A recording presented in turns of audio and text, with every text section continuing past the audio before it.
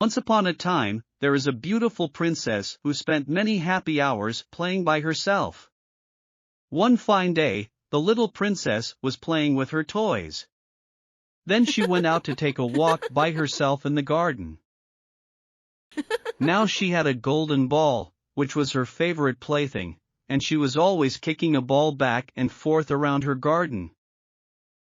After a time, she forgot the time and walked into the wood. Accidentally, she came to a cool spring of water with a rose in the middle of it. The young princess then kicked it up so far that she missed catching it as it fell, and the ball bounded away, and rolled along on the ground, until at last it fell down into the spring. The princess looked into the spring after her ball, but it was very deep, so deep that she could not see the bottom of it. She began to cry, and said, "Alas, if I could only get my ball again, I would give all my fine clothes and jewels, and everything that I have in the world." Whilst she was speaking, a frog put its head out of the water, and said, "Princess, why do you weep so bitterly?" "Alas, what can you do for me, you nasty frog? My golden ball has fallen into the spring." "I want not your pearls and jewels and fine clothes. But if you will love me and let me live with you, and eat from off your golden plate, and sleep upon your bed, I will bring you your ball again." Huh? What nonsense! This silly frog is talking. He can never even get out of the spring to visit me, though he may be able to get my ball for me, and therefore I will tell him he shall have what he asks. "Well, if you will bring me my ball, I will do all you ask."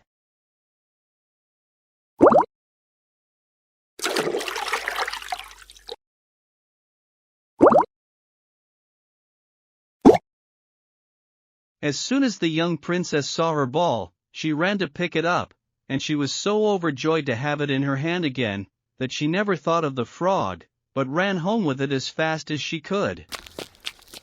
"Stay, princess, and take me with you as you said." The frog called after her, but she did not stop to hear a word.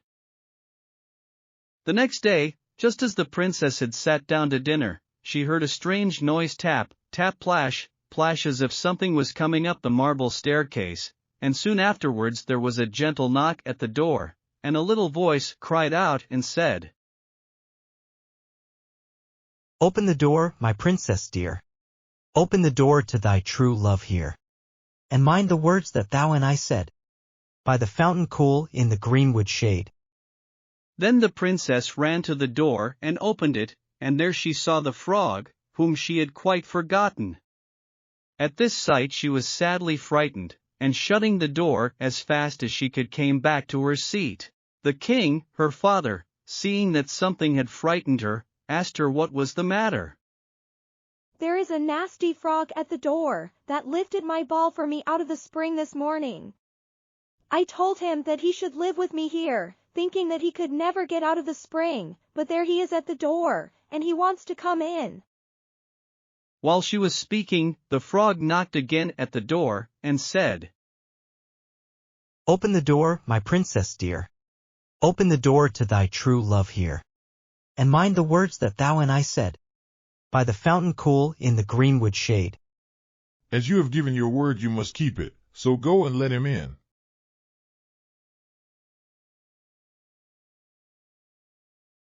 "Pray lift me upon chair, and let me sit next to you. Put your plate nearer to me that I may eat out of it.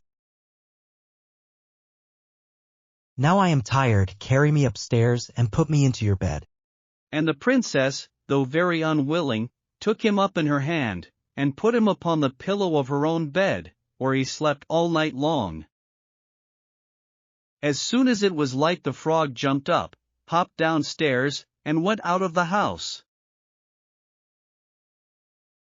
"Now, then, at last he is gone, and I shall be troubled with him no more." But she was mistaken, for when night came again she heard the same tapping at the door, and the frog came once more, and said, "Open the door, my princess dear. Open the door to thy true love here. and mind the words that thou and I said. By the fountain cool in the greenwood shade.